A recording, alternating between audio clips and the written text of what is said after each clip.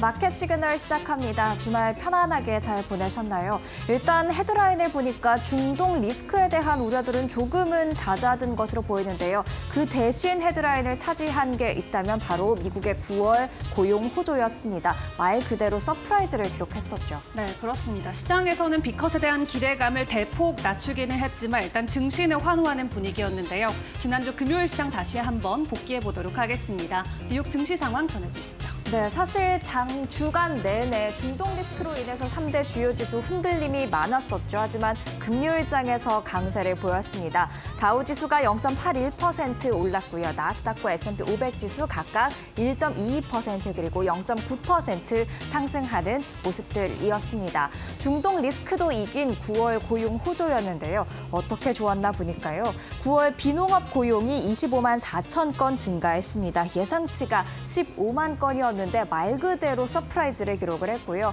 또 실업률 또한 전달과 동일하게 4.2%를 기록할 것으로 예상이 됐었지만 실제로 보니까요. 실업률 4.1%를 기록하면서 소폭 낮아지는 모습을 보였습니다. 이런 고용 호조에 시장은 일단 환호하는 모습을 보였습니다. 그렇다면 금요일장 전체적인 움직임 히트맵을 통해서 확인해 보시죠. 대체로 다 올랐습니다. 오른 종목이 초록색으로 표시가 되어 있는데요. 빅테크를 포함해서 대다수의 상승하는 종목들이 많았죠. 섹터별로 보면요. 금융 섹터가 가장 잘 나갔고요. 재량 소비재, 그다음에 기술 섹터도 차례대로 강세를 보였습니다. 아무래도 고용 호조 덕에 경기 침체에 대한 우려가 다시 한번 낮아지고 연착륙 가능성을 시장이 키운 덕분에 경기에 민감하게 반응할 수 있는 금융과 재량 소비재 섹터가 크게 오른 것으로 보여집니다. 그리고 빅테크도 대다수 오름세를 보였는데요. 특징주 시간을 통해서 조금 더 이슈들 자세하게 살펴보도록 하겠습니다. 엔비디아부터 한번 특징주를 통해서 확인해 보겠습니다. 금요일장에서 1.7% 가까운 오름세를 보였는데요. 사실 이날 특별한 이슈는 없었고요. 하지만 현지 시간 기준 10월 7일부터 9일까지 엔비디아 AI 서밋을 개최하게 됩니다. 이 자리에서 AI와 관련된 기업들 모이게 될 테고요. 또 여러 가지 이야기가 나올 텐데 다시 한번 주가 상승 모멘텀으로 작용할 수 있을지 체크해 보셔야 될 것 같습니다. 아마존 재량 소비재 섹터에 포함이 되어 있죠. 2.5% 강세를 보였는데요. 무려 8거래일 만에 반등을 하는 모습 금요일장에서 나타났고요. 에버코어 ISI는 프라임 비디오 서비스에 대한 전망이 긍정적이라면서 이 프라임 비디오 덕분에 앞으로의 주가 28% 12개월 내에 더 오를 수 있다. 이렇게 전망하기도 했습니다. 그리고 메타, 지금 빅테크 중에서 굉장히 조용한 강자로 꼽히고 있죠. 금요일장에서 또다시 52주 신고가를 기록을 했는데요. 동영상 생성 AI 모델 무비젠을 공개했습니다. 이 동영상 한번 볼 수 있을까요? 지금 하마가 물속에서 장난을 치는 모습들 동영상으로 만나볼 수 있는데요. 동영상을 통해서 얼마나 AI 기술이 발전되고 있는지 한번 같이 보시면 좋을 것 같습니다. AI로 만들어진 동영상입니다. 텍스트로 입력을 한 다음에 AI가 생성해낸 아주 자연스러운 영상인데요. 이런 기대감 때문이었을까요? 메타의 주가 2.26% 이날도 오름세를 보였고요. 계속해서 52주 신고가 행진을 이어갈지는 확인을 해봐야 될 것 같습니다. 그렇다면 연착륙 기대감에 올랐던 그런 섹터와 종목들도 살펴보겠습니다. 연착륙 기대감에 일단 금융주 호조를 보였습니다. JP모건이 3.55%, 웰스파고도 3% 이상 상승했고요. 뱅크 오브 아메리카도 2.2%가량 보였는데요. 이번 주 금요일부터 이 금융주를 시작으로 본격적인 3분기 어닝 시즌이 시작이 됩니다. 그 어닝 시즌의 시작과 맞물려 있는 JP모건의 주가 상승세 이어갈 수 있을지 챙겨보시고요. 또 연착륙 기대감에 오른 종목 여행주가 되겠습니다. 아무래도 경기가 좋다 보면 여행을 많이 갈 것으로 예상을 할 수 있기 때문이겠죠. 부킹홀딩스가 2%, 에어비앤비와 로열 캐리비안 크루즈주가 되겠습니다. 3.6%가량씩 오름세를 보였습니다. 그리고 중동 리스크 헤드라인을 장식하지는 않았지만 계속해서 국제유가 상승을 부추기고 있고요. 이에 따라서 에너지주도 계속해서 오름세 이어가고 있습니다. 금요일장에서 엑슨모빌이 1.84% 상승했고요. 코노코필립스도 1.8%, 다이아몬드백 에너지 3.35% 강세 흐름 에너지주 계속해서 오르고 있습니다. 한편 금요일장에서 이슈에 따라서 움직인 종목들도 있는데요. 먼저 아베크롬비앤피치 무려 9% 이상의 급등세를 보였습니다. JP모건이 지금 주목을 하고 있는 종목으로 꼽히면서 주가 굉장히 강한 상승세를 보였는데요. 9월에 이제 계약 시즌을 미국은 맞이를 했죠. 이번 9월 계약으로 모멘텀을 확보했다라는 겁니다. 아무래도 친구들 사이에서 인기 있는 의류 브랜드가 아베크롬비앤피치로 자리를 잡게 된다면 주가도 함께 오를 수 있기 때문에 주목할 종목으로 봐야 한다라는 이야기하면서 매수 투자 의견 그리고 목표 주가 모두 다 상향 조정을 했고요. 스피릿 에어라인과 제트블루 에어웨이스는 조금은 다른 움직임을 보였죠. 스피릿 항공이 24% 넘게 폭락하는 반면 제트블루는 14% 이상의 급등세를 나타냈는데요. 일단 이렇게 스피릿이 급락한 이유는 제트블루와의 합병을 좀 시도했지만 무산되면서 이번에 파산 보호 신청을 검토하고 있다는 소식이 전해졌기 때문입니다. 계속해서 주가 하방 압력을 받을지는 지켜보셔야 될 것 같습니다. 마지막으로 지난 금요일장에서 테슬라의 주가는 3% 넘게 올랐는데 리비안 또 다른 전기차 종목인 리비아 오토모티브는 3% 이상 하락을 했습니다. 올해 연간 생산 가이던스를 기존의 5만 7천 대로 예상을 했다면 이번에 4만 7천 대에서 4만 9천 대로 하향 조정했기 때문인데요. 그 이유를 들어보니까 지금 부품 공급이 부족하다는 이유를 들었습니다. 과연 주가 반등의 흐름을 나타낼 수 있을지 체크를 해보도록 하겠습니다. 국채금리도 살펴보실까요? 국채금리는 금요일장에서 오름세를 보였습니다. 2년물이 3.924%까지 올라왔고요. 10년물도 3.969%대까지 올라오는 모습들이었는데요. 이렇게 국채금리가 올라온 이유는 시장에서 9월 고용 호조에 따른 B컷 기대감을 낮추자 또 기준금리 인하 속도가 좀 더뎌지겠다 이런 인식들을 반영하면서 상승세를 보인 것으로 해석되고 있습니다. 마지막으로 국제 유가와 국제 금값 함께 보시죠. WTI가 배럴당 74달러 38센트의 거래를 마쳤는데요. 골드만삭스는 이란의 석유 시설이 공격받을 경우 유가가 여기서 배럴당 20달러 정도는 더 오를 수 있다고 봤습니다. 즉 95달러 선 또는 100달러 선까지 오를 수 있다고 보는 건데요. 이란이 전 세계 원유 공급의 4%를 담당하고 있기 때문입니다. 그리고 지난 시간에도 말씀을 드렸듯이 만약 이란이 호르무스 해협을 맞게 봉쇄하게 될 경우 유가는 배럴당 100달러 더 이상으로도 치솟을 수 있다라는 전망들 나와 있다는 점은 체크하시는 게 좋을 것 같습니다. 한편 국제 금값은 소폭 내림세를 보였는데요. 미국의 고용 호조로 B컷 가능성이 줄자 가격이 하락한 것으로 보입니다. 국제 금값은 보통 기준금리 인하 가능성이 좀 커졌을 때 함께 오르는 경향이 있습니다. 이렇게 지난주 금요일장 간략하게 정리를 해봤는데요. 현지 연결해서 더 자세한 이야기들 들어보도록 하겠습니다. 김상윤 이데일리 뉴욕 특파원 연결돼 있습니다. 안녕하세요. 네, 김상윤 뉴욕 특파원입니다. 네, 9월 고용보고서가 정말 서프라이즈급으로 나왔습니다. 예상치보다 훨씬 더 큰 고용 증가세가 목격이 됐었는데요. 미국의 고용 시장을 좀 정리해 주시면 좋을 것 같습니다. 네, 미국의 고용시장이 여전히 뜨거운 것으로 나타났습니다. 말씀하신 대로 서프라이즈였죠. 9월에 미국의 비농업 일자리는 전월 대비 25만 4천 개로 월요일 전반치 15만 개를 크게 거슬렀을 뿐만 아니라 지난 12개월 월 평균 20만 3천 개도 크게 상회했습니다. 여기에 고용 쇼크라고 불렸던 7월에 일자리 수치도 대폭 상향되고 있습니다. 비농업 일자리 증가폭이 8만 9천 개에서 14만 4천 개로 수정됐고 8월 일자리 역시 14만 개에서 15만 9천 개로 늘었습니다. 12월과 8월, 10월에 들어 일자리가 7만 2천 개에 달합니다. 당연히 실업률이 떨어질 수밖에 없었습니다. 9월 실업률은 4.1%로 두 달 연속 0.1%포인트씩 내려왔습니다. 그 시점 세차까지 따지면 실업률은 8월 4.21%에서 9월 4.51%까지 크게 하락했습니다. 실업률은 보통 한 번 치솟으면 걷잡을 수 없이 오르는데 오히려 상반된 결과가 나온 것이죠. 심지어 임금 인플레이션 속도마저 빨라졌습니다. 시간당 평균 임금은 전월보다 0.4% 증가했는데 4개월 만에 가장 큰 폭이 성장률입니다. 미국의 비농업 일자리는 세전 동성폭이 커서 예측이 불가능하다는 전망까지 나옵니다. 하지만 이처럼 큰 폭의 증가세를 보인 점을 고려하면 일각에서 제기한 고용 침체 가능성은 거의 사라진 것으로 보입니다. 제가 지난 당시 29일부터 1월 1일까지 테네시주 내시부에서 열린 전미 신경제협회 연례협회에 다녀왔는데요. 여기에서도 미국의 고용 시장은 여전히 침체 기미를 보이고 있지 않다. 월 평균 10만 건 이상의 일자리 증가폭이 나온다면 미국의 경기 침체를 우려하는 상황이 아니라는 목소리가 적지 않았습니다.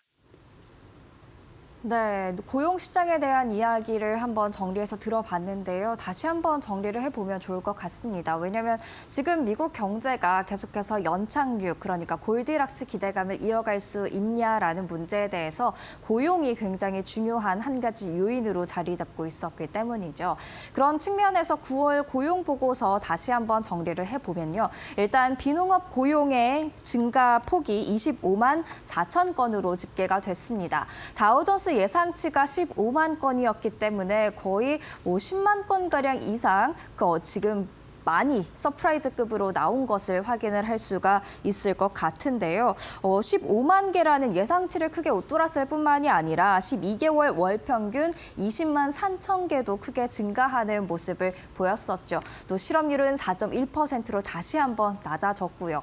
고용시장이 이렇게 탄탄하다 보니까 지난 9월 FOMC에서 연준이 B컷을 단행한 게 조금은 섣부른 것 아니었냐, 실수 아니었냐라는 이야기도 있었는데요.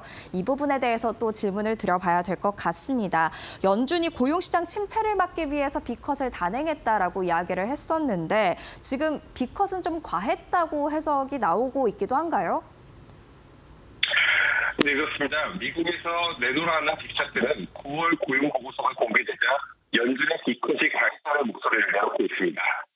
세계 최고의 경제 석학으로 꼽히는 레리 서머스 전 미국 재무장관이 직부적입니다. 그는 인플레이션 우려가 불거지는 초창 위 고금리 장기화가 불가피하다고 전망하면서 비교적 미국 경기를 잘 예측했던 석학이죠. 그는 즉각 연준의 9월 B컷은 실수였다며 이날 고용 보고서는 미국이 높은 중립금리 환경에 있다는 웃음을 확인시켜줬다고 평가했습니다.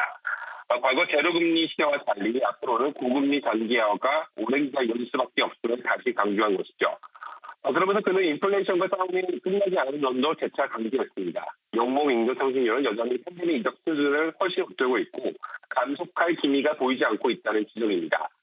월간 엑셀런 기자인 예전 야데니 리서치 대표는 연내 추가 금리 인하는 필요 없다는 진단까지 내놓고 있습니다.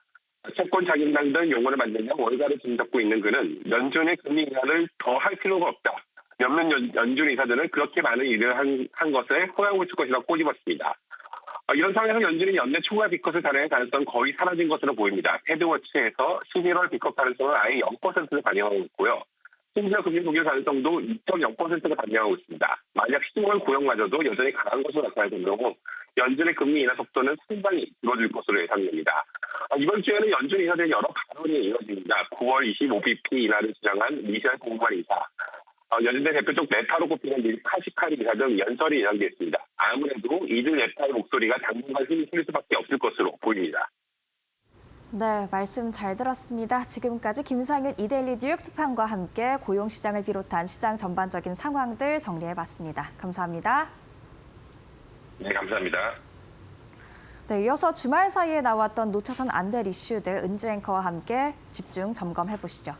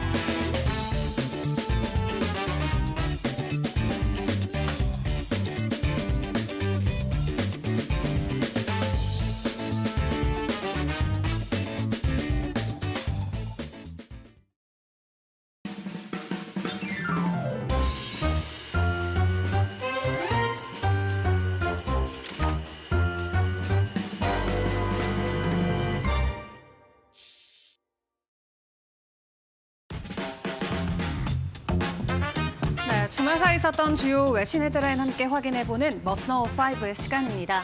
지난주 금요일 나왔던 지표 중에 가장 중요했던 고용보고서 다시 한번 점검을 해보도록 할 텐데요. 생각보다 훨씬 더 뜨거웠던 고용 발표가 되면서 일단 다음번 연준에서는 빅컷에 대한 기대감이 크게 내려가는 모습이었습니다. 지난 한 달 동안 25만 4천 개 일자리가 추가가 됐는데 시장이 예상했던 예상치 그리고 그 전달에 보여줬던 수준보다도 훨씬 더 많이 증가하는 증가폭을 보이면서 현재 미국의 경제 뜨겁지도 차갑지도 않은 골디락스에 대한 기대감이 계속해서 강해지는 모습입니다. 하지만 이렇게 경제가 안정적으로 지나갈수록 연준에서도 속도를 어느 정도 조정할 수밖에 없겠죠. 이에 시카고 상품거래소 패드워치에서는 이번 연준회의에서 패드가 빅컷을 단행할 확률을 제로로 보고 있습니다. 반면 0.25%포인트의 인하 확률은 97.4%, 그리고 예전엔 없었지만 이제 동결 확률도 다시금 나오고 있는데요. 현재 2.6% 정도로 확인이 되고 있습니다.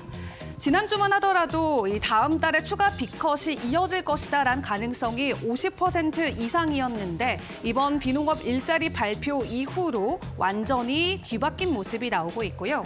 현재 고용보고서 발표 직후로 여러 가지 월가 혹은 연준 안에서의 전문가들의 의견들도 나오고 있습니다. 일단 레리 서머스 전 미국 재무장관은 고용보고서 발표 직후 본인 SNS를 통해서 9월 고용보고서는 높은 중립금리 환경에 있다는 의구심을 확인해줬다면서 금리 인하에 신중함이 필요하다는 점을 시사했다고 적었습니다. 그리고 지나고 보니까 지난 9월에 우리가 겪었던 빅컷 사실상은 실수였다라고 지적하기도 했고요. 또 야데니 리서치 대표 같은 경우는 연내에 추가 금리 인하는 필요 없다라는 진단까지 내놨습니다. 이 패드 위원들은 지난달 빅컷 결정을 후회하고 있을 것이다라고 이야기를 하기도 했고 지금까지 빅컷을 전망해왔던 뱅크 오브 아메리카 혹은 JP 모건 같은 경우도 현재 금리 인하폭의 전망치를 종전 0.5%포인트에서 0.25%포인트로 각각 낮춰 잡기도 했습니다. 다만 시장에는 여전히 중동과 관련된 지정학적 리스크가 남아있죠. 유가 상승과 함께 다시 한번 인플레이션이 움직일 수 있고요. 인플레이션의 상승과 함께 일자리 수도 변동성을 겪을 수 있다라는 우려감은 있습니다. 너무 생각보다 좋게 나왔던 고용 지표 때문에 현재 월가 안에서는 음모론까지 나오고 있는 상황인데 어떤 내용이 더 숨어 있을지 쌓인 시간을 통해서 계속해서 풀이를 해드리도록 하겠습니다. 일단 기업 이슈로 또 넘어가 보도록 할 텐데요. AI 피크아웃 우려와는 다르게 기업들의 실적은 계속 좋게만 나오고 있습니다. 이 미국 안에서의 기업들을 통해서도 확인해봤지만 이번에는 대만 기업인 폭스콘의 3분기 매출을 보니까 AI가 이제 피크아웃이 아닌 오히려 계속해서 성장하고 있다는 자신감에 힘을 실어주는 데이터 함께 확인을 해볼 수 있었는데요.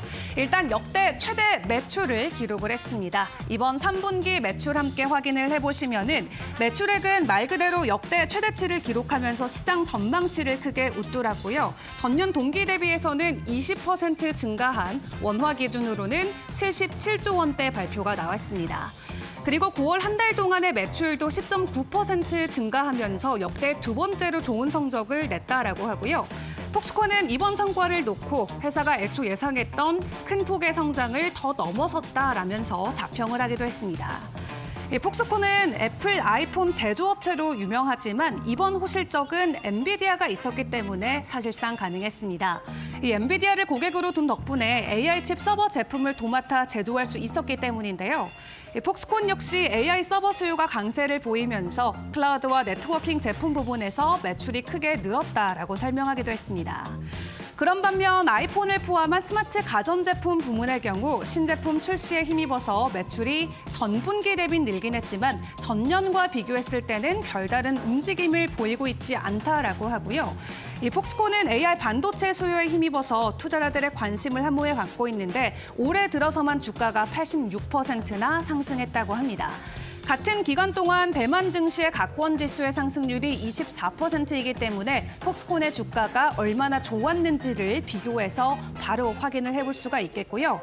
일단 세부 실적 같은 경우는 11월 14일에 공개가 됩니다. 3분기 매출 굉장히 긍정적으로 나왔는데 여기에 힘입어서 4분기 또한 시장의 전망과 거의 일치할 것으로 예상한다면서 연말까지의 긍정적인 호실적이 기대가 되고 있는 상황입니다. 그런 가운데 지난주 대만 같은 경우는 태풍의 피해권에 들기도 했습니다. 대만을 기반으로 하고 있는 여러 기업들이 많은 만큼 여러 가지 리스크들 함께 감수하시면서 투자 이어가 보시면 좋겠습니다. 자, 그런 가운데 주말 사이에 또다시 화두가 됐던 것은 미국 대선 이제 한 달 앞으로 남았기 때문에 대선과 관련된 부분들 상당히 많은 헤드라인을 차지하기도 했는데요. 일단 이번에 트럼프와 머스크가 함께 지난번에 있었던 피격 현장을 다시 한번 방문했다라고 합니다.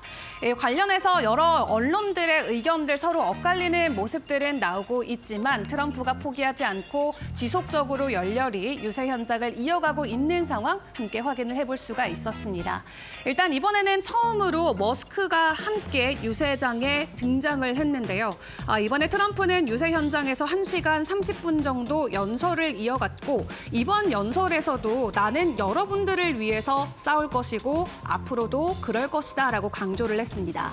그리고 머스크는 트럼프가 헌법을 보존하기 위해서 반드시 이겨야 된다라고 다시 한번 강하게 주장하기도 했는데요. 이번에 펜실베니아주 버틀러시 유세장을 다시 찾은 트럼프, 민주당을 암살 시도 배후로 우회 지목하면서 다시 한번 본인의 대선 승리 가능성을 높게 점치기도 했습니다. 그런 가운데 미국 대선이 한 달 앞으로 다가오면서 미국 안에 있는 거대 석유화학 기업들이 공화당 대선 후보인 도널드 트럼프 전 대통령에게 기후변화 대응을 위해서 바이든 정부가 만든 인플레이션 감축법의 전면 폐기에 반대한다라는 입장을 전달했다고 합니다.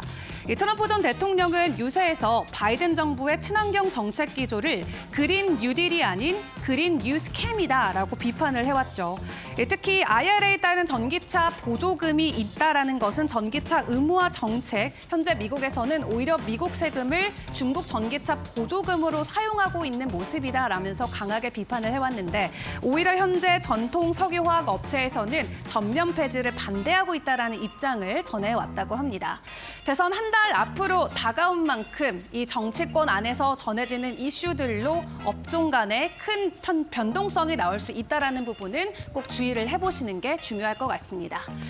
자, 그리고 지난달 말에 나왔었던 중국의 경기 부양 이슈, 드디어 오늘 중국 증시가 일주일 휴장 끝에 다시 개장을 하게 되는데 어떻게 반응을 할지 글로벌 모든 IB들이 집중해서 지켜보고 있는 상황인 것 같습니다. 중국이 쉬어가는 동안 한국 혹은 일본 그리고 미국 증시에 상장돼 있었던 중국 기업들이 되려 수혜를 받는 모습들이 나타났는데요. 오늘 본격적으로 다시 개장하는 만큼 중국 증시의 변동성은 어느 쪽에 초점을 맞출지 굉장히 궁금해지는 상황입니다. 이 문을 닫는 동안 홍콩의 항생지수 같은 경우도 상당히 큰 폭의 상승 흐름을 보여주면서 시장의 기대감을 계속 가지고 가긴 했는데요. 중국 정부가 정책 금리 인하와 부동산 규제 완화 그리고 소비 진작 대책 등을 연이어 내놓으면서 중국 증시가 현재 16년 만에 최대 강세장에 진입을 했습니다. 다만 글로벌 투자은행들 사이에서는 중국 증시 전망과 관련해서 의견들이 팽팽히 맞붙고 있는 상황인데요. 이 약세장을 탈출한 중국 증시에 신규 자금 유입이 당분간 이어질 것이다라는 주장과 부동산 경기 침체와 가계부채 증가 등의 구조적인 과제가 여전하기 때문에 추세적인 반등에는 한계가 있다라는 반론이 그것이 되겠습니다. 대다수의 전문가들은 통화 정책을 넘어서 추가적인 재정 정책과 공공 지출 등이 수반돼야만 중국 증시가 강세장을 이어갈 수 있다라고 입을 모으고 있는데요. 대표적으로 모건 스탠리는 중국의 경기 부양을 위해서 재정 정책을 더 내놓을 가능성이 있기 때문에 그러한 점을 고려한다면 중국 지수는 10%에서 15%까지 더 오를 수 있다라고 전망하고 있고요. 반면 노무라 증권 같은 경우는 과거 사례에 비춰볼 때 단기 반등 이후에 되려 폭락할 가능성이 있다라고 경고의 목소리를 동시에 내밀고 있습니다. 전문가들이 예상하고 있는 예상치 엇갈리고 있는데 오늘 중국 증시는 전 세계가 지켜보고 있는 가운데 어떤 방향성으로 몸을 실어줄까요? 함께 지켜보시죠.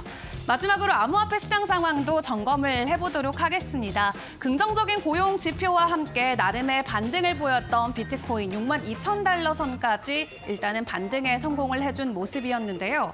이제 암호화폐 시장 안에서 가장 중요한 변수는 바로 이 대선 이슈가 될 수밖에 없겠습니다. 사실상 누가 이기더라도 암호화폐 시장에는 긍정적으로 작용될 수 있다라는 기대감이 있는 가운데 이 직접적인 판돈을 걸고서 이 후보들을 투표할 수 있는 폴리마켓 사이트를 확인을 해보니까 굉장히 소폭이지만 트럼프가 조금 더 우세하다라는 모습을 확인을 해볼 수가 있었습니다. 다른 조사들과는 다르게 직접 돈을 걸고 베팅을 하는 만큼 그 어떤 조사들보다 조금 더 냉정하고 날카로울 수도 있다라는 평가를 받고 있는데요. 해당 사이트에서는 트럼프가 소폭으로 앞서고 있다라는 부분도 암호화폐 투자자들에게는 하나의 희망이 되어주고 있는 것 같습니다.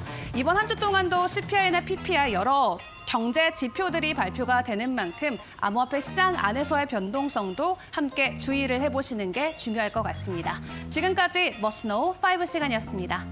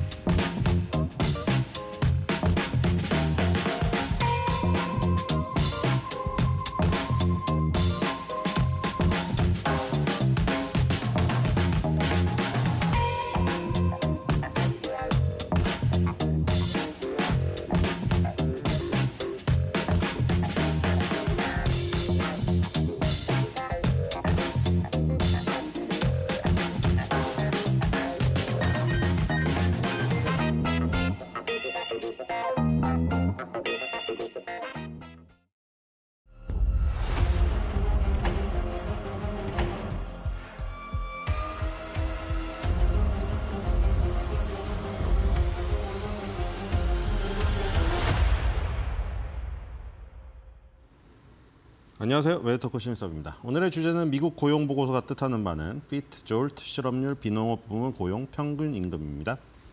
자, 일단 이번 주 경제 일정 빠르게 보고 지나가겠습니다. 10월 7일 월요일 소비자 신용, 라파엘 보스틱 애틀랜타 연준 총재, 닐 카시카리 미니애폴리스 연준 총재 연설이 있고요. 세인트 알베르토 무살렘 로이 연준 총재 연설이 있습니다. 화요일로 가겠습니다. 자, 화요일 중소기업 낙관지수 발표되고요. 미국 무역적자 발표되고 애틀랜타 연준 총재 보스틱이 연설합니다. 펩시코 실적 발표되네요. 10월 9일 수요일 도매 재고 발표되고요. 연방준비제도 이사의 9월 회의록이 공개됩니다. 보스틱 애틀랜타 연준 총재, 로리 로건 댈러스 연준 총재, 오스틴 굴스비 시카고 연준 총재, 톰 바킨 리치몬드 연준 총재, 메리 데일리 샌프란시스코 연준 총재가 연설합니다. 헬렌 오브 트로이 수익 보고가 있고요. 목요일로 갈수록 중요한 지표가 나오죠. 초기 실업수당 청구 건수 매주 나오는 것이고요. 소비자 물가지수 중요하죠. 물가. 테슬라 로보택시 이벤트 있고요. 테슬라 좋아하시는 분들 로보택시 중요하죠. AMD 어드밴스드 AI 이벤트 있고 존 윌리엄스 뉴욕 연준 총재 연설, 델타항공, 도미노 피자 실적 발표 있습니다. 자, 금요일입니다. 생산자 물가지수, 소비자 심리지수 다 물가지수죠. 연방준비제도 이사의 총재 미셸 보우만 혼자 반대하는 사람이죠. 오스틴 굴스비 시카고 연준 총재, 로리 로건 댈러스 연준 총재 연설이 있습니다. JP 모건 체이스, 웰스파고, 블랙록 중요한 그 금융주들 다 발표하네요. 뱅크 오브 뉴욕 멜론 실적 발표 있습니다. 자, 주 중반 지나면서 주말로 갈수록 점점 중요치가 높아지는 한 주네요. 자, 이 어닝, 자 개수는 빠방하지 않지만 중요한 것들이 많습니다. 펩시코, 소비재 실적 중요하겠죠. 도미노 피자도 중요하고 델타 항공 중요하고요. 그리고 금요일 날은 다 금융주의 실적 발표가 있습니다. 금리 인하가 어떻게 영향을 미쳤을지 보시면 될 것 같고요. 자, 지난주 금요일 날 아주 중요한 발표가 있었죠. 자, 연방준비제도 연준이라고 부르기로 했죠. FRB, FRS, 페드, 연방준비제도 이사회, 연준 다 똑같은 말이라고 했죠. 자, 연준의 세 가지 주요 목적이 뭐라고 했습니까? 최대 고용, 안정적인 가격, 적당한 장기 이자율. 자, 이거 수능 언어 영역이에요. 3번 적당한이라는 게 들어가 있을 때 적당한은 뭔가요? 아주 최선도 아니고 최악도 아닌 적당한 그냥 민기적 되는 거잖아요. 그리고 3번에 있죠. 그러니까 최대 고용과 안정적. 이거 언어 영역이잖아요. 이건 되게 1, 2번은 강하잖아요. 결국 고용하고 물가 이 두 개 잡는 게 이 연준의 법에 명시되어 있다. 연방준비제도법에 명시되어 있는 이 할 일을 하지 않으면 연준 의장은 자기의 의무를 다하지 않는 겁니다. 물론 임기가 보장되어 있기 때문에 무슨 범법 행위를 저지르지 않는 이상 잘리는 일은 없었지만 이렇게 되면은 당연히 국민의 지탄을 받게 되겠죠. 그리고 자기 자신도 자괴감이 들지 않을까요? 돈을 받고 일하는데 세계의 경제 대통령이라고 칭했는데 이거 안 하고 그냥 논다? 그건 말이 안 되겠죠. 그러니까 고용과 물가에 관련된 지표, 거의 대부분 다 고용과 물가에 관련된 지표입니다. 지난주에 고용에 관련된 지표 많이 나왔죠. 이번 주에 소비자 물가지수, 생산자 물가지수 목금에 있죠. 고용과 물가, 이 두 개를 저울질하면서 거기서 금리라는 카드를 언제 꽂아 넣을 것인가, 그거 결정하는 게 연준의 일입니다. 자, 지난주 금요일 날 중요한 보고서가 나왔죠. 고용 중에 가장 중요한 보고서는 뭡니까? 신뢰감 있고 고용 보고서죠.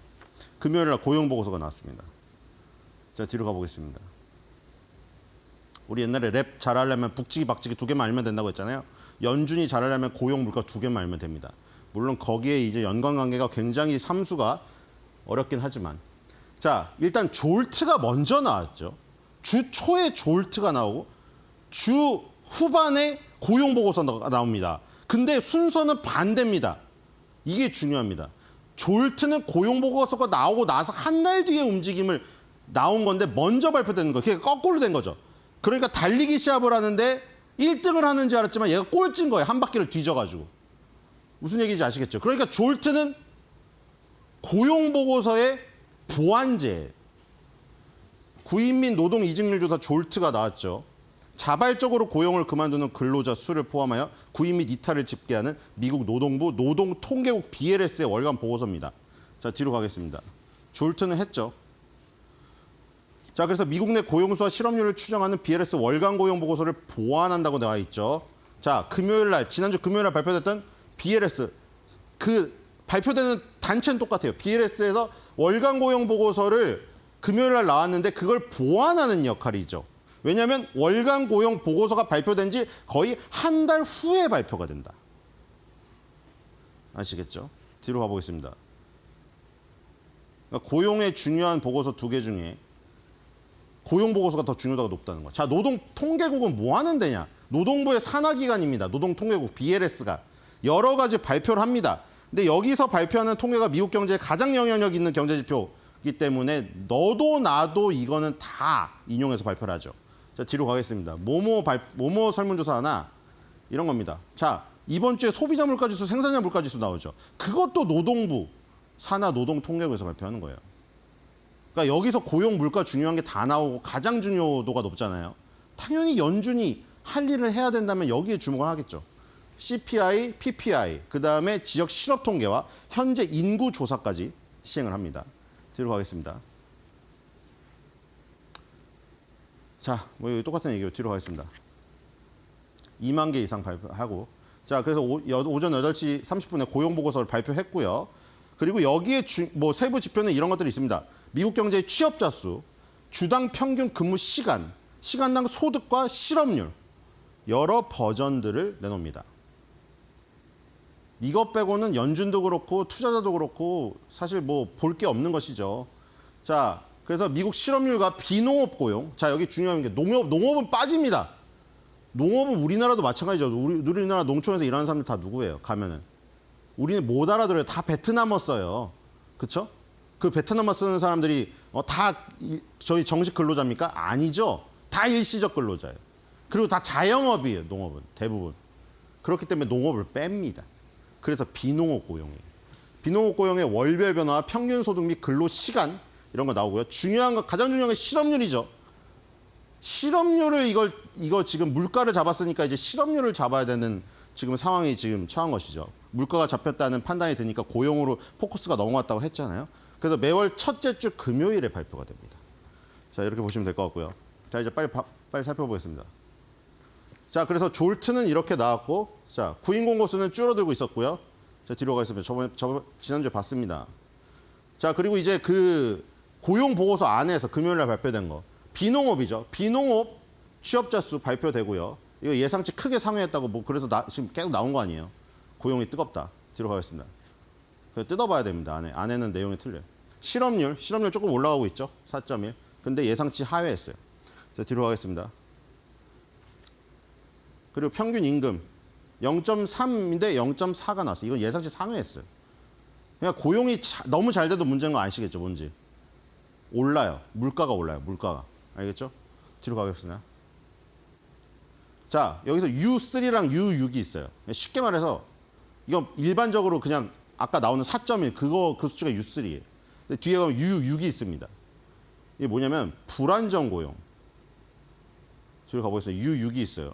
U6는 불안정 고용이에요. 아까 U3는 자기가 적극적으로 취업 준비를 하는 사람을 포함한 거예요.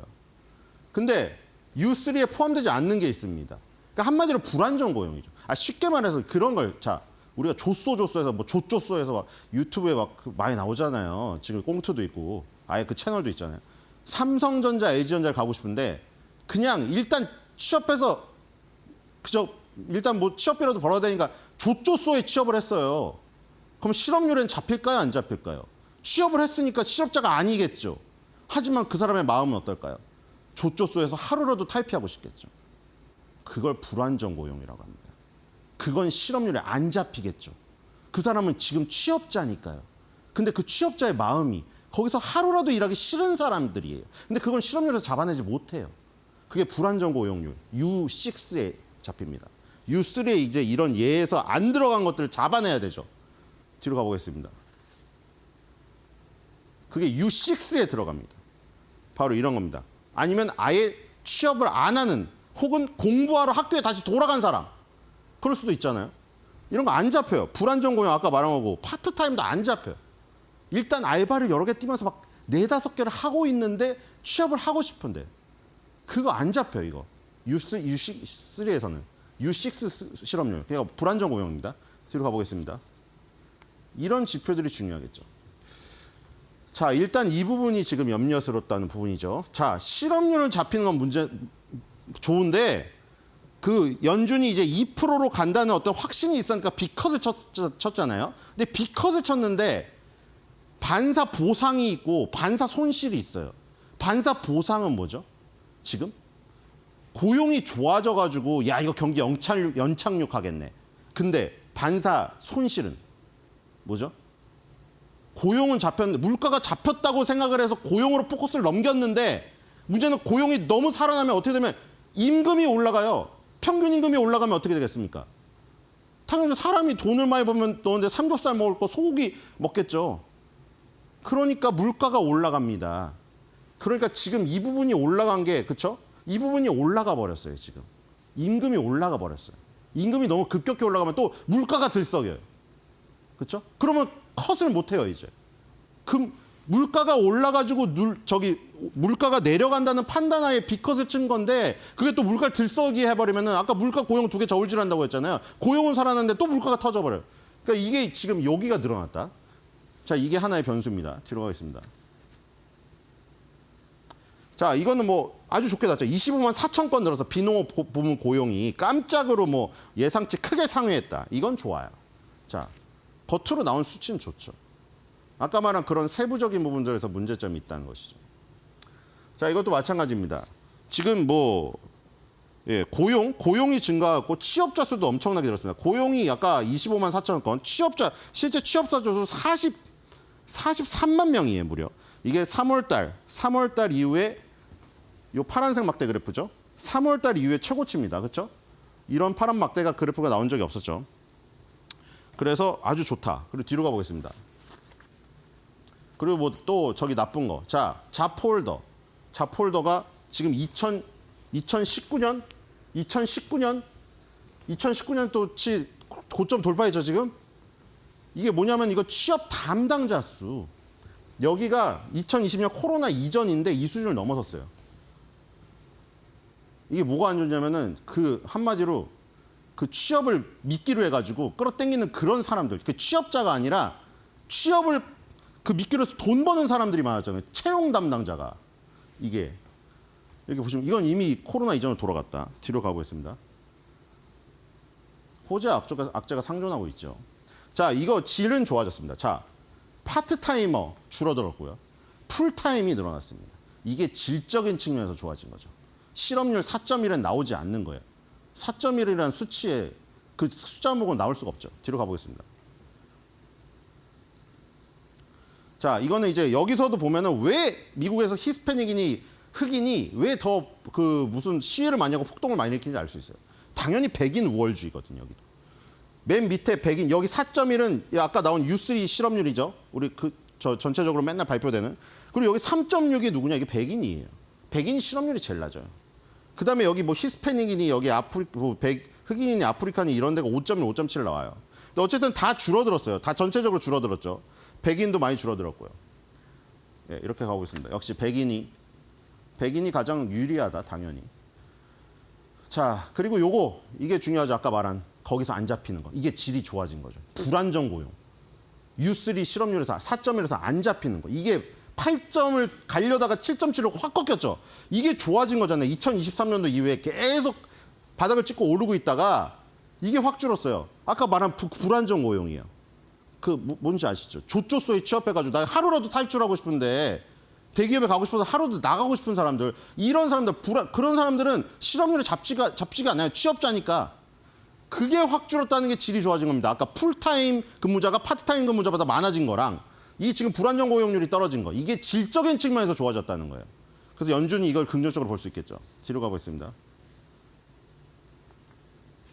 자, 요것도 좋아진 겁니다. 왜냐하면 트럼프가 너무 극단적으로 해서 그렇지 사실 우리나라도 마찬가지잖아요. 외국인 근로자들이 와서 일으키는 문제들이 많습니다. 우리나라도 아파트, 신축 아파트 위에다가 똥 묻어놓고 시멘트 발라놓고 가버리죠. 중국인, 베트남 근로자들. 자, 이 지금 외국인 포리너보다 이 네이티브들이 많아지고 있다는 겁니다. 이게 확 벌어지고 있죠, 지금. 즉, 질적인 게 다 좋아지고 있는 거예요, 지금. 뒤로 가보겠습니다. 자, 이건 뭐 막대 그래프로 나타나는 건데 여기서 또 뭐 약간 음모론이 있기도 합니다. 그러니까 이게 취업자 수가 급증한 게 지금 계속 약간 컨트롤에 있다. 왜냐면 여기 정부의 정부랑 공공기관의 일자리가 엄청나게 늘어나고 있거든요. 여기 분홍색. 이게 지금 정부 공공기관 이거죠. 가버먼트. 여기가 2024년도 보시면은 계속 엄청나게 늘어나고 있거든요. 매달. 그러니까 이게 정부에서 공공기관 일자리를 엄청 뿌려서 우리도 막 그러잖아요. 일자리 부릉부릉이라고 와서 하는데 솔직히 뭐 맨날 상담해보면 할 것도 하나도 없고, 그렇죠? 내가 원하는 게 아니에요. 다 무슨 공공기관 옆에 가가지고 무슨 나무 자르는데 옆에서 구경하고 그런 거잖아요. 공공 일자리를 막 엄청나게 많이 쏟아부어가지고 막 그거라도 막 모으면은 일단 올라가. 취업률이 올라가고 실업률이 낮아져요. 그러니까 이런 부분이 있다. 자, 그러니까 여러 가지가 섞여 있죠. 어쨌든 호재도 있고, 그러니까 겉으로 드러난 막 무슨 어닝 서프라이즈 뭐 이런 거에 비해서는 안에 들여다 보니까 약간의 조금 미심쩍은 게 몇 개 있다. 이렇게 보시면 되겠죠. 자, 오늘의 한 줄 매도평입니다. 지금 가을 밤하늘 별자리보다 반짝거려야 할 것은 뭐다? 일자리다.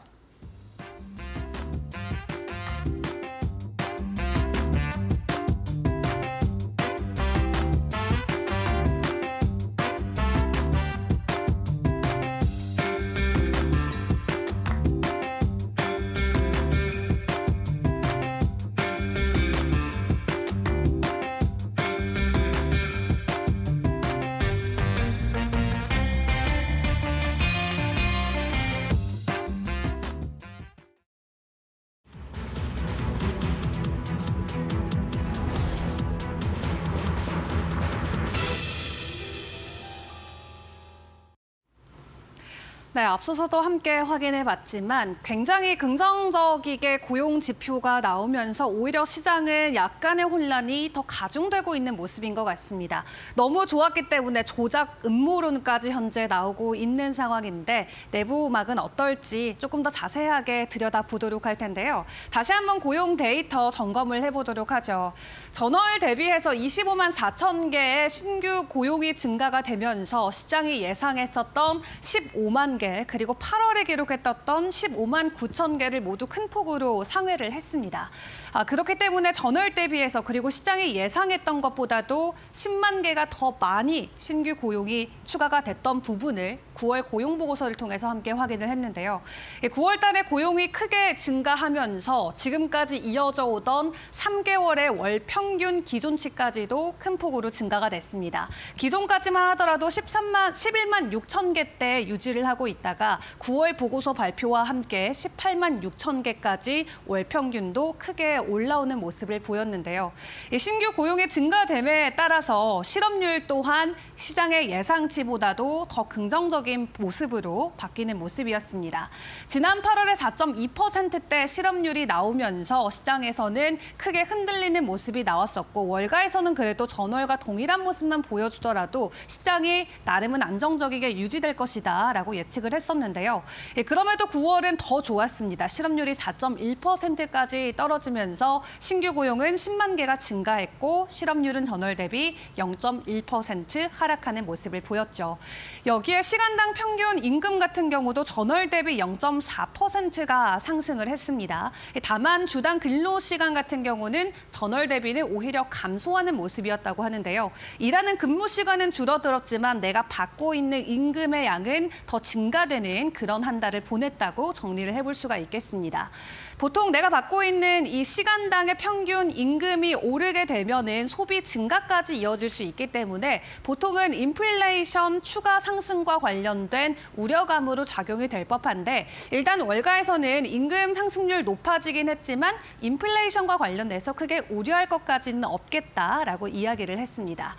고용 지표가 이렇게 긍정적이게 나오자 금리와 관련된 여러 가지 추측들도 갑자기 180도 뒤바뀌는 모습이 나왔습니다. 페드가 성급했다라면서 금리 동결론까지 시장에서는 나오고 있는 상황인데요. 전 미국 재무장관인 레리 서머스 같은 경우는 지난 9월에 0.5%포인트 금리 인하는 실수였다라고 이야기를 했고요. 야데니 리서치 대표 같은 경우도 이제 남은 2번의 연준 회의가 있지만 연내 추가적인 금리 인하는 필요가 없다라고 이야기를 했습니다. 또 고용보고서 발표 직후에 월가에서는 기존에 가지고 있던 B컷의 전망치를 0.25%포인트로 낮춰잡는 모습도 나왔고요.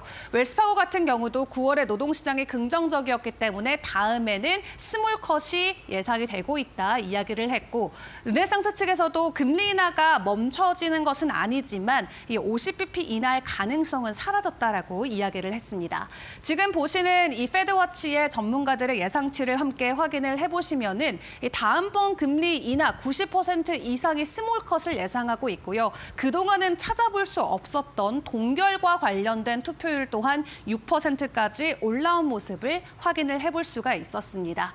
그렇다면 연준 안에서의 입장은 어떨지도 굉장히 궁금한데 일단 B컷을 단행을 했고 시장에서는 성급했다라는 판단이 나왔는데 때마침 오스탄 굴스비 시카고 연은 총재의 발언도 같은 날에 있었습니다. 일단 이런 고용 보고서가 계속해서 많이 나오게 된다면 우리가 고용이 안정화가 되고 있다라는 부분에 있어서는 자신감 가져갈 수 있다라고 먼저 발언을 했고요. 하지만 우리가 하나의 데이터만을 놓고 너무 집중해서 분석하면 안 된다라고 이야기를 하면서 기준금리를 제약적으로 유지하는 데는 신중해야 된다. 그리고 인플레이션이 앞으로 더 좋아질 수 있다라는 징후도 있고 그럼에도 우리가 장기적인 추세는 놓치면 안 된다. 앞으로 페드 안에서의 정책 입안자들 대부분은 오는 1년 동안 금리를 크게 인하해야 된다라는 것에 여전히 생각을 두고 있다라고 입장을 발표했습니다. 한마디로 9월에 고용 굉장히 좋았지만 그럼에도 불구하고 금리는 계속해서 내릴 것이다라고 평가를 한 것이죠. 또 다른 월가 전문가들의 입장들도 함께 확인을 해보면요.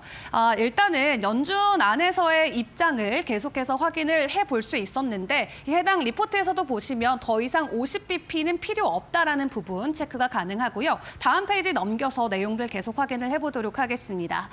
이렇게 긍정적인 데이터와 함께 연준 안에서도 긍정적인 데이터지만 기준금리 계속 인하하겠다라는 입장을 밝혔는데 이를 놓고 업계에서는 좀 부정적인 음모론들도 나오고 있습니다.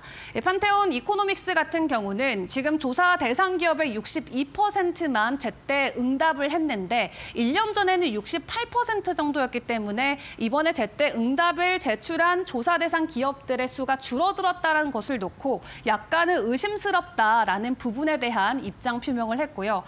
보통은 대기업보다는 중소기업들이 답변을 늦게 했는데 한마디로 대기업보다 채용을 줄이고 있는 중소기업들의 데이터가 제대로 반영 안 된 것 아니냐라는 입장이었고요. 로젠버그의 리서치도 함께 확인을 해보면 지금 대선을 앞두고 정부가 여당에 더 유리하게끔 통계를 조작하고 있다라고 입장을 내놨습니다. 최근 연준 베이지북에서도 드러난 기업들의 언급과는 완전히 다른 데이터가 나왔다라고 하는데 다음 이미지도 함께 확인을 해보실까요? 네, 이렇다 보니까 임금 공화당의 마크로 루비오 상원 의원 같은 경우는 바이든과 해리스 정부의 거짓 고용 보고서가 나왔다라고 이야기하면서 최근에 고용 보고서 중 17개 중에 16개가 하향으로 수정이 됐는데 이번에 9월 달에 고용 보고서가 이렇게 좋게 나온 것은 뭔가가 문제가 있다라고 하면서 본인의 SS의 말 그대로 fake jobs report, 거짓된 고용 보고서다라고 비판의 목소리를 내기도 했습니다. 일단 고용 확인을 했는데 긍정적으로 나왔던 만큼 이번 한 주 우리가 증시에서는 어떤 부분을 집중해야 될지도 함께 전략을 세워봐야 될 것 같은데요. 일단 이번 주는 본격적으로 3분기 어닝 시즌이 시작이 됩니다. 금요일에 JP 모건이나 웰스파고, 블랙락과 같은 금융권이 대거 실적 발표를 앞두고 있는 가운데 나일스 인베스트먼트에서는 이번 어닝 시즌의 변동성이 클 것으로 예상하면서 빅테크를 넘어서 모든 기업들에게 긍정적인 실적이 확산될 수 있다는 예상치를 내놨고요. 여기에 추가적으로 경제 데이터들도 대거 발표가 됩니다. 인플레이션에 굉장히 중요하게 중점을 두고 있는 CPI 그리고 PPI가 모두 발표가 되는데요. 일단 월가의 컨센도 함께 확인을 해볼 수가 있겠습니다. 0.2%로 더 넓이 상승을 예측을 하고 있는데 호라이즌 인베스트먼트에서는 이번에 인플레이션 지금 상황에서는 예전보다 데이터가 덜 중요해지고 있다라고 이야기를 하고 있습니다. 그리고 인플레이션 우려와 관련돼서 크게 부각됐었던 미국의 항만 노조 이슈 또한 3일 만에 최종적으로 마무리가 된 만큼 시장에서는 이번 인플레 지표의 중요도가 조금은 떨어질 수 있다라는 입장을 내밀고 있고요. 무엇보다도 이번 주도 가장 중요한 건 바로 연준 의원들의 발언이 대거 준비가 돼 있다라는 게 되겠죠. 마지막 장 함께 보시죠. 네, 연준의 의원들의 발언들 19번이나 예정이 돼 있다라고 합니다. 경제 데이터들과 3분기의 어닝 시즌 그리고 여러 의원들의 발언까지 겹쳐 있는 만큼 긍정적이었던 고용 지표에도 불구하고 연준 추가적인 금리 인하에 나설 수 있을지 이번 주 내용 함께 점검해 보시죠.